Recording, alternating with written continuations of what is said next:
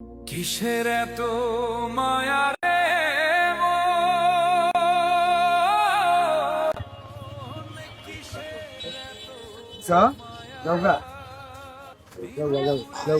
কি জন্য আসছো? কাপড় চোপড় কিনবো রে খাবো, মা বাপ নাই। কাপড় চোপড় কিনবা? টাকা নিয়ে আসছো? তুমি কি টাকা নিয়ে আসছো? আব্বা আম্মা আছে? না। বাবা মা নাই? কি দেখেছো কেন নাই? আচ্ছা ঠিক আছে, আসো আমার সাথে আসো, দেখি কি করতে পারি, আসো। যাও ভিতরে যাও, কোনটা পছন্দ হয় দেখো। আসসালামু আলাইকুম। ভালো আছে? এই তো আমার তো দোকানে। ভাই দুইটা বাচ্চার জন্য কিছু খাবার দিতে হবে। ও আচ্ছা আচ্ছা, রাস্তায় দাঁড়িয়ে আছে, দোকানের দিকে তাকিয়ে আছে। তোমরা কিছু কিনো না ঈদে? বাবা মা কি করে? বাবা মা নাই, কিছু কিনো কোনো কিনতে পারো নাই? না।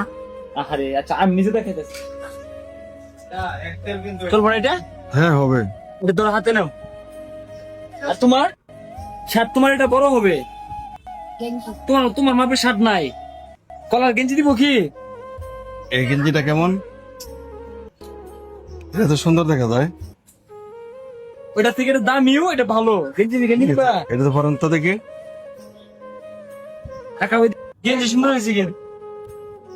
চলবে? চলবে চলবে। না আসলে আমি কি বলবো, হঠাৎ করে ঈদের বাজার, আমি আর ঈদের বাজার ভিতরে বাচ্চা কিনা করতেছিলাম, এর মধ্যে শহীদুল ভাই আসতো দোকানে, আমি কল্পনা করতে পারি নাই।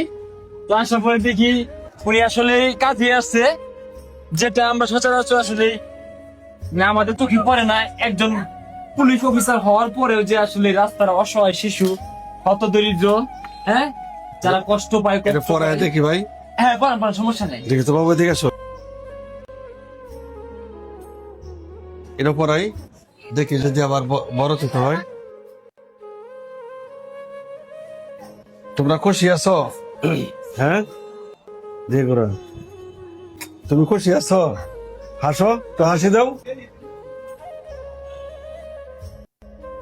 ভাই আসলে সত্যি কথা বলতে কি জানেন, এরকম হাজার হাজার পথ শিশু কিন্তু আমরা চলার পথে গ্রামে গঞ্জে শহরে বন্দরে আমরা কিন্তু দেখতে পাই, এটা স্বাভাবিক।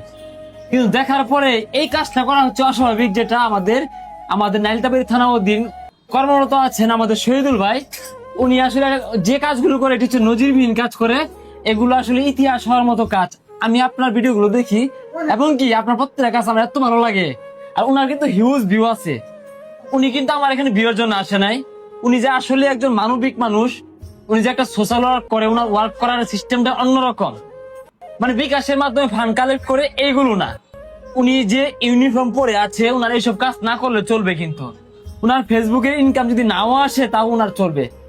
কিন্তু উনি, আমি দেখছি নাইলতাবাড়িতে আসার পরে মোটামুটি অনেকগুলো কাজ করছে, যেগুলো মানুষকে সচেতন করে, যেগুলো মানুষের উপকারে আসে। এই কাজগুলো আমরা কিন্তু শহীদুল ভাইয়ের মাধ্যমে কিন্তু আমরা সোশ্যাল মিডিয়াতে দেখতে পাই এবং ওনার দ্বারা সম্ভব হয়, এগুলো আমরা উপলব্ধি করেছি, লক্ষ্য করেছি। সুতরাং বলবো ভাই, যতদিন বেঁচে আছেন অবশ্যই আপনার জন্য দোয়া ও ভালোবাসা থাকবে, আর আপনি এইভাবে মানুষের ভালোবাসা নিয়ে সামনের দিকে আগায় যান। এই যে আজকে মাসুম দুইটা বাচ্চা, হয়তোবা তাদের বাপ মা আছে কি না জানি না, হয়তোবা থাকলেও তাদেরকে ঈদের নতুন জামা কিনে দেওয়ার মতো সামর্থ্য নাই, সাধ্য নাই। সেই ক্ষেত্রে আজকে শহীদুল ভাই যে এই বাচ্চা দুইটাকে আজকে খুশি করছে, তারপর বলছে না সবাই ফ্যাশন থেকে কিনে দিছে। আসলে কিন্তু এইসব বাচ্চা হয়তো কল্পনা করতে পারে যে না সবাই ফ্যাশনের থেকে এটা কিনবো সেটা কিনবো, তার কারণ তাদের গার্জিয়ান নাই, তারা ইনকাম করে না। আজকে শহীদুল ভাই তাদের স্বপ্ন, তাদের আশা পূরণ করছে। আল্লাহ পাক এরও সিলাই হলেও আপনাকে নেক হাত দান করুক, অনেক দূর আগায় যান, অনেক বড় হন। পাশাপাশি আমি এই ক্ষুদ্র মানুষের জন্য দোয়া করবেন, সবাই শহীদুল ভাইয়ের জন্য দোয়া করবেন, আমাদের জন্য দোয়া করবেন ভাই। ভাই এইসব কাজ যেন সবাই করতে পারে, এই উদ্দেশ্যে যারা ভিউয়ার্স, আপনার অডিয়েন্স, তার জন্য এটা করার চেষ্টা করে, তাদের উদ্দেশ্যে কিছু বলেন। আমি প্রত্যেক অডিয়েন্সকে বলবো, নিজ নিজ জায়গা থেকে নিজের সামর্থ্য অনুযায়ী যারা আমাদের সমাজে গরিব অসহায় মানুষ রয়েছে, আমরা যেন তাদের পাশে থাকতে পারি।